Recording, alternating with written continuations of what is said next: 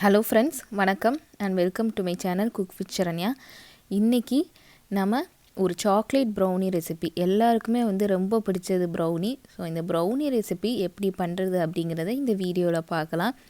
ப்ரௌனியை எப்படி வீட்டிலையே ஈஸியாக நம்ம பண்ணலாம் அப்படிங்கிறத நான் இந்த வீடியோவில் சொல்லியிருக்கிறேன். ஸோ வீடியோவை ஸ்கிப் பண்ணாமல் எல்லோரும் கடைசி வரைய பாருங்கள். இப்போ நம்ம வீடியோக்குள்ளே போகலாம். இதுக்கு நான் இன்றைக்கி ஒரு ஸ்கொயர் பேக்கிங் பேன் எடுத்திருக்கேன். பேனில் நம்ம பட்டர் தடவிக்கலாம். பட்டர் தடவிட்டு ஒரு பார்ச்மெண்ட் பேப்பரை வச்சுக்கிறேன் கீழே.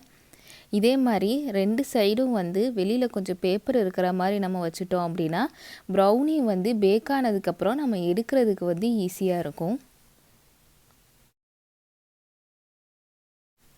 இதுக்கு நான் இன்றைக்கி ஒரு 1/2 கப் அளவு பட்டர் எடுத்திருக்கேன். பட்டரை ஒரு 2 மணி நேரத்துக்கு முன்னாடியே ஃப்ரிட்ஜில் எடுத்து வெளியே வச்சிடலாம். ரூம் டெம்பரேச்சருக்கு அப்போ தான் இருக்கும். பட்டரை இப்போ நல்லா மெல்ட் பண்ணிவிட்டேன். நான் மைக்ரோவேவில் வச்சு மெல்ட் பண்ணிவிட்டேன். நீங்கள் ஸ்டவ் டாப்பில் கூட வச்சு நல்லா இந்த மாதிரி மெல்ட் பண்ணிக்கோங்க. பட்டர் நல்லா சூடாக இருக்கும். இப்போது இந்த ஸ்டேஜில் ஒரு 1/2 கப் அளவு நம்ம சாக்லேட் சிப்ஸ் சேர்த்துக்கலாம்.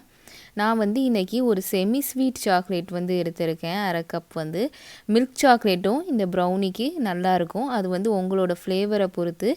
நான் இன்றைக்கி ஒரு செமி ஸ்வீட் சாக்லேட்டாக ஒரு 1/2 கப் சாக்லேட் எடுத்திருக்கேன். இது குக்கிங் சாக்லேட்ஸ்னே கடையில் கிடைக்கும். பட்டர் நல்லா சூடாக இருக்கிறதுனால நம்ம வேகமாக விஸ்க் பண்ணும்போது அந்த சாக்லேட்டும் சேர்ந்து மெல்ட் ஆயிரும். அதனால் நம்ம வேகமாக கலந்தோன்னா சாக்லேட் சீக்கிரத்தில் மெல்ட் ஆயிரும். சாக்லேட் இப்போ நல்லா மெல்ட் ஆயிடுச்சு. இந்த ஸ்டேஜில் நான் 1 கப் அளவு சுகர் சேர்த்துக்கிறேன். நான் சுகரை சேர்த்துட்டு நல்லா கலந்து விட்டுக்கோங்க. இதில் இப்போ 2 எக்கு சேர்த்துக்கலாம். ஒரு எக்காக நம்ம சேர்த்துக்கலாம். எக்கு சேர்க்கும் போது அந்த பட்டர் நம்ம ஹீட் பண்ணனால கொஞ்சம் சூடாக இருக்கும். அது நல்லா ஆறுனதுக்கப்புறமா சேர்க்கணும். இல்லைன்னா எக்கு அதில் கொஞ்சம் வெந்த மாதிரி ஆயிரும் ஒயிட்டாக. ஸோ நல்லா ஆறுனதுக்கப்புறம் ஒவ்வொரு எக்கையாக சேர்த்து நம்ம நல்லா பீட் பண்ணிக்கலாம். எக்கை நல்லா இப்போ பீட் பண்ணியாச்சு. இதில் 1 டீஸ்பூன் அளவு வெண்ணிலா எசன்ஸ் சேர்த்துக்கலாம் ஃப்ளேவருக்காக. நம்மளோட வெட் இன்க்ரீடியன்ஸ் எல்லாம் சேர்த்தாச்சு. இப்போ ட்ரை இன்க்ரீடியன்ஸில் சேர்க்கலாம். ஒரு சல்லடையில் நான் ஒரு 3/4 கப் அளவு மைதா மாவு சேர்க்குறேன். அதுக்கப்புறமா ஒரு 1/4 கப் அளவு கொக்கோ பவுடர் சேர்த்துக்கிறேன். இது ரெண்டையும் நம்ம நல்லா சலிச்சுக்கணும். ஏன்னா கொக்கோ பவுடரில் நிறைய கட்டிகள் இருக்கும். இதில் கொஞ்சமாக ஒரு 1/2 டீஸ்பூனுக்கும் கம்மியாக சால்ட்டு சேர்த்துக்கிறேன். அவ்வளோதான் நம்மளோட ட்ரை இன்க்ரீடியன்ட்ஸ். இதில் நம்ம பேக்கிங் சோடாவோ பேக்கிங் பவுடரோ எதுவுமே சேர்க்க வேண்டாம். ப்ரௌனிக்கு நம்ம இது மட்டுமே சேர்த்தா போதும். ரொம்ப சூப்பராக நம்மளுக்கு ப்ரௌனி கிடைக்கும். இது எல்லாத்தையுமே நம்ம இந்த மாதிரி நல்லா சல்லடை வச்சு சலிச்சுக்கலாம். இப்போது இது எல்லாத்தையுமே நம்ம நல்லா ஒரு ஸ்பேட்டுலாவை வச்சு மிக்ஸ் பண்ணிக்கலாம். கட் அண்ட் ஃபோல்ட் மெத்தடில் மிக்ஸ் பண்ணிக்கலாம்.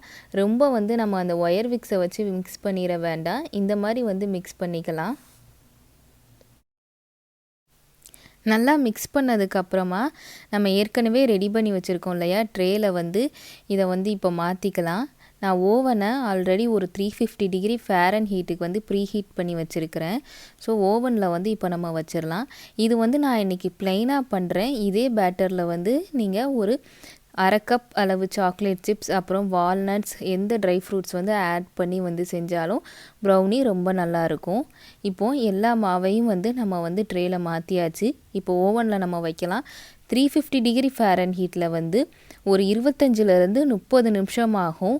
நீங்கள் சின்ன ட்ரேவாக வச்சிங்க அப்படின்னா கொஞ்சம் டைம் அதிகமாகும். இது நான் இன்றைக்கி 9 இன்ச் பேன் எடுத்திருக்கேன். எனக்கு ஒரு 30 மினிட்ஸ் இதில் ஆகும்.